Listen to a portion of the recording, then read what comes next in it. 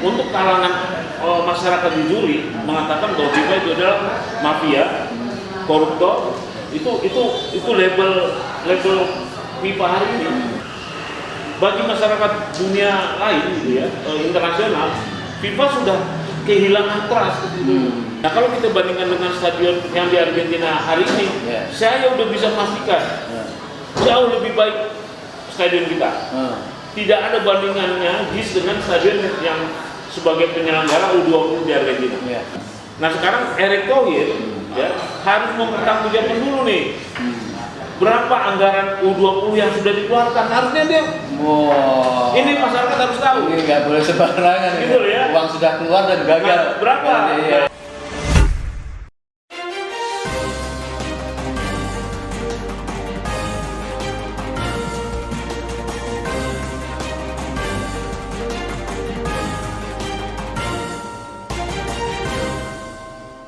Wankawan TV One.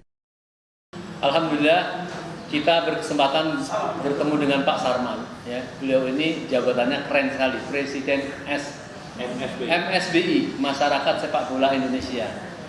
Dan dia banyak tahu lah tentang persepak bolaan, apalagi juga tentang para pendukung, supporter dan sebagainya. Nah ini kan yang menarik ini tentang sepak bola kita ini di Stadion JIS, maaf Pak, Jakarta International Stadium. Ya. Ini satu kegembiraan kita menyambut tentang JIS itu. Tetapi tahu giliran pada kemarin itu masyarakat atau dari pemerintah itu mengkoreksi banyak ya, seolah banyak yang cacat di dalam itu lapangan dari sisi FIFA. Nah kita pengen tahu nih dari Pak Ketua SBMI ini dalam masalah, silakan Pak Sarman. Terima kasih ya. Bismillahirrahmanirrahim. Ini luar biasa waktunya. Karena apa? Karena kan sudah hampir 2 bulan mungkin ya. Stadion Jakarta International Stadium yang kalau menurut kita ini itu bukan hanya berstandar internasional, itu kelas dunia. Saya ini salah satu orang yang berkeliling dunia selama 14 tahun, dan kalau saya keliling dunia itu ya saya berkunjung ke stadion dan kantor federasi sepak bola. Jadi ada 40 kantor federasi sepak bola dunia yang memang harus kita akui Indonesia ini negara yang paling aneh.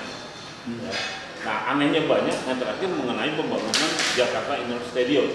Ya, yang saya katakan ini kan kalau kita bandingkan ini stadion yang di Paris itu yang untuk Piala Eropa itu yang tutup muka itu kan, itu apple perbandingannya. Ya. Tapi kita kembali kepada masalah JIS ya. Baru hari ini bahkan mungkin dunia kaget, JIS dikatakan bukan standar FIFA. Nah pertanyaannya adalah apakah FIFA pernah membangun stadion untuk Apple mengatakan mana standarnya kan gitu? Setahu saya nggak ada. FIFA tuh nggak punya bangunan stadion gitu loh. Apalagi mau dibandingkan dengan JIS. Jadi akan salah kalau misalkan ini disimpulkan tidak standar FIFA gitu loh. Tapi kalau kita mau paham lagi, 2006 itu ada stadion yang bernama Harapan Bangsa, itu dibangun oleh FIFA. Berarti kalau kita mau lihat standar FIFA, datang aja ke Banda Aceh itu.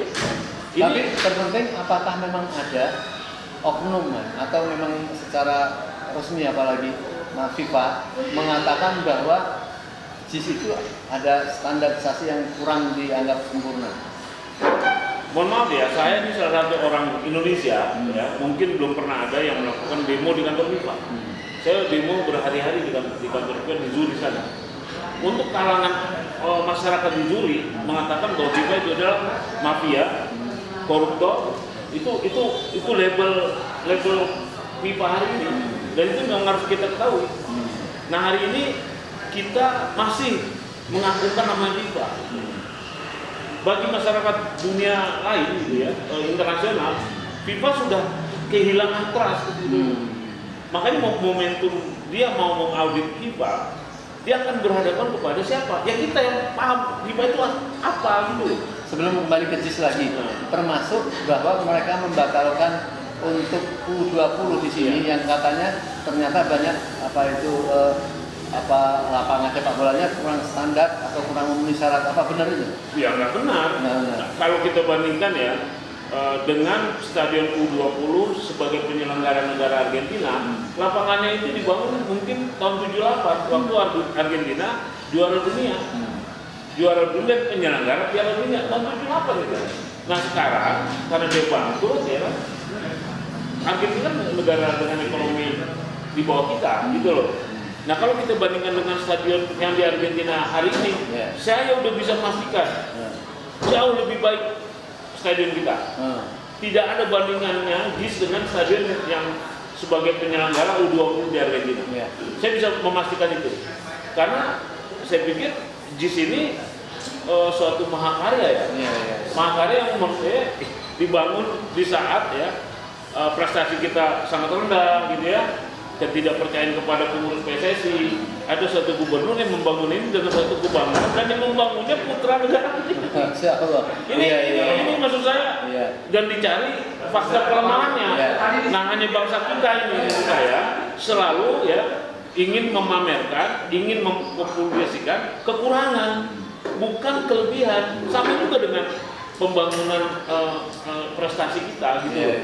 Kan kalau kita bicara sepak bola hari ini dengan keunggulan geografisnya ya kan yang bisa berlatih sepanjang tahun, dengan keunggulan kekuatannya bagaikan pulau yang tersebar. Nah kenapa kita berkiblat ke Eropa yang lama berlatihnya cuma 6 bulan. Nah itulah bangsa kita hari ini. Nah dengan berdirinya JIS sebetulnya itu sudah melampaui daripada rasa tidak percaya diri. Makanya saya pikir harusnya pembangunan di sini dilihat daripada keunggulannya, jangan dilihat daripada. Jadi apa koreksi yang mengada-ada katakanlah gitu ya dari rumputnya yang dianggap katanya tidak standar itu tujuan mereka tuh apa? Jadi gini menurut saya, boleh nggak saya kasih contoh?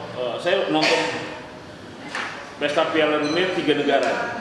2010 di Afrika Selatan, 2014 di Brazil, 2018 di Rusia.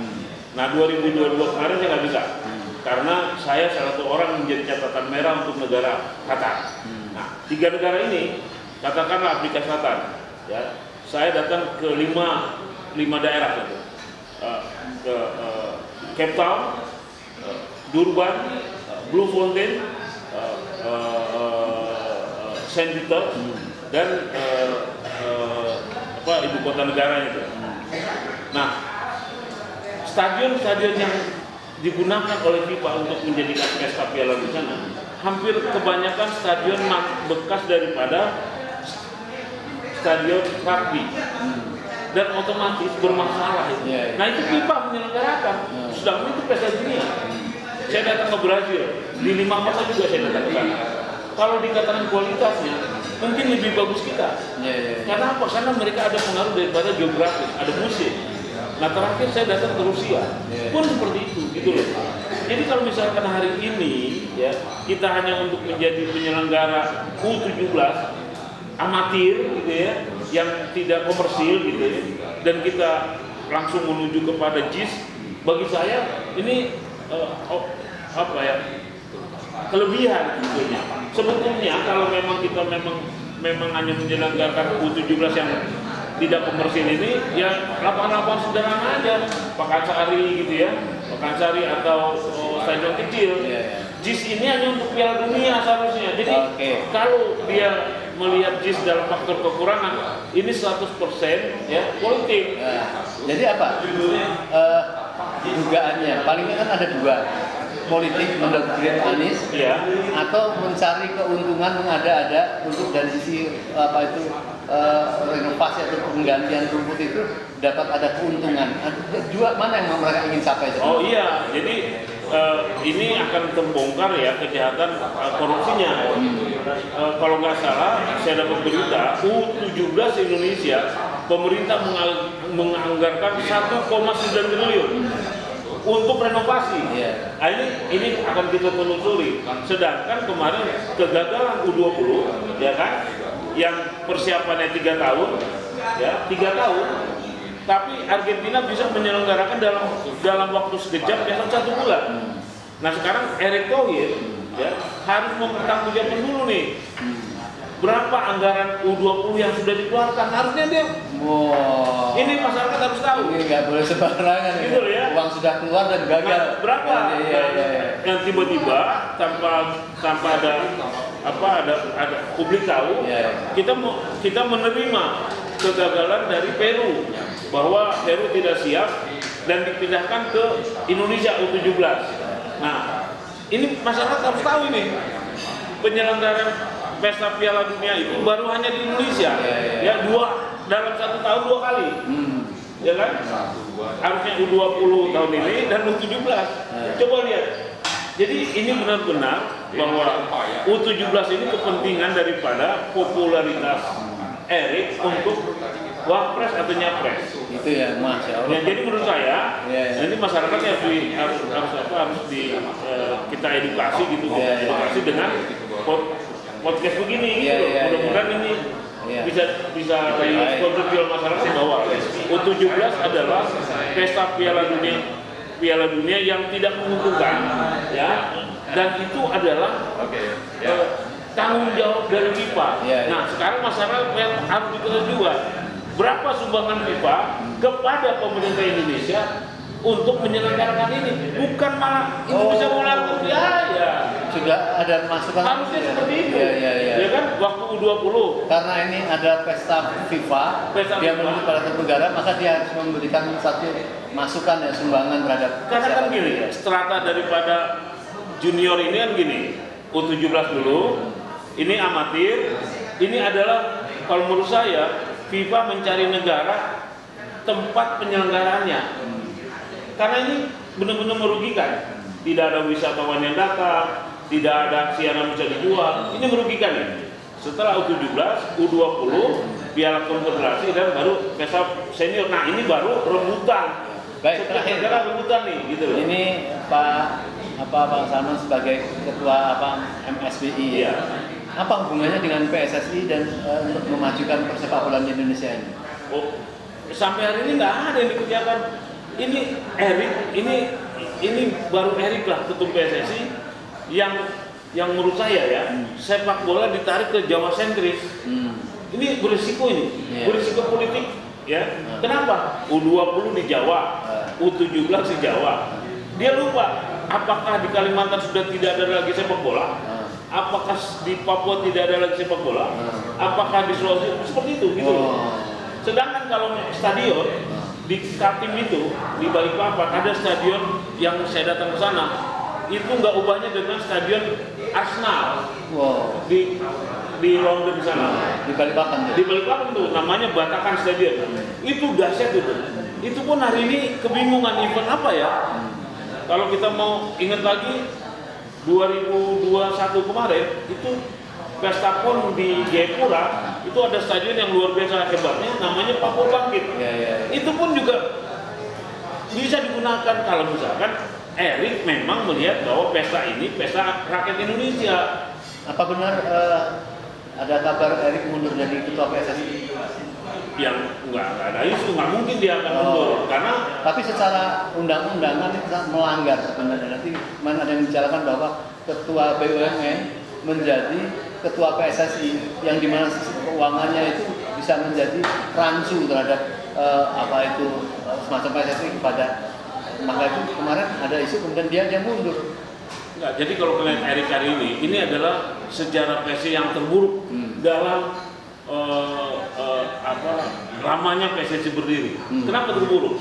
Ya, karena waktu pemilihan disaksikan oleh AFC dan FIFA terjadi manipulasi suara terhadap pemilihan PSSI itu. Iya, satu ya. Kedua, Erick tidak pernah menggunakan sekjennya. Erick itu parah sendiri aja. Jadi dia nggak pernah menggunakan bagian daripada organisasinya. Komite wasit dia. Jadi kalau kita ingin lagi Argentina kemarin datang, tim penjualan tiket juga Erik juga. Jadi semuanya diborong sama Erik. Jadi makanya saya katakan, jadi sejarah PSSI semenjak berdiri sampai hari ini adalah sejarah terburuknya PSSI. Jadi apa sikap MSBI terhadap seorang menteri masih kepengen jadi PSSI, ketua PSSI? Padahal kalau ingin memperbaiki dunia sepak bola PSSI, dia sebagai ketua BUMN kan bisa kan, tidak harus menjadi ketua. Apa dugaan dari PSSI? Jadi kepentingan Jokowi. Karena kita tahu, gitu. Saya dari masa sepak bola Indonesia itu memang ketua PSSI itu selalu dari istana. Nah hari ini ya memang ini kepentingan Jokowi ada di Erik. Bahkan kalau menurut saya ya sebelum Erik ini kan Iwan Bule. Ya. Waktu zaman Iwan Bule itu ada terjadi kanjuruan. Nah, perintah dari Mahfud MD, tim pencari fakta gabungan ini kan memerintahkan seluruh pengurus PSSI yang saat itu terjadi kanjuruan tidak boleh lagi mengurus atau ada di PSSI. Nah, kenyataannya Sekjen Pak Irawan sekarang juga Sekjen PSSI, Sekjennya Erik. Jadi kalau Bapak menanyakan begitu, ya mengada harapan, ini cuma hanya digunakan untuk kepentingan politik. Politik apa? Politik Wapres Capres 2024. Baik, terima kasih Pak Salman. Kembali lagi ke masalah stadium kita. Insya Allah sudah kapok lah mereka untuk mencari-cari yang akan menimbulkan keburukan bagi orang-orang yang mengada-ada. Ya karena ini semakin dia investigasi JIS, semakin tahu ya bahwa JIS itu, ini kalau saya ibaratkan ya, pasca kita merdeka, baru ada 3 presiden yang membangun stadion. Soekarno membangun GBK, ya tahun 62 karena Ganevo, karena Asian Games. Ibu Megawati membangun Kanjuruhan yang kemarin kejadian, dan baru hari ini ada gubernur yang membangun stadion di Jakarta yang namanya Jakarta. Terima kasih. Saya percaya bahwa ini sebuah prestasi. Faktanya 3 gubernur sebelumnya berkeinginan untuk menyelesaikan kasus yang dinamanya wilayah itu adalah BMI. Tidak bisa selesai dan Anies bisa menyelesaikan dengan persoalan yang ada dan kita syukuri.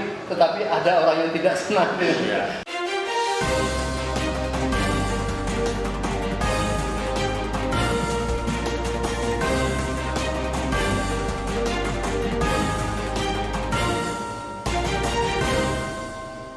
One Kawan TV 1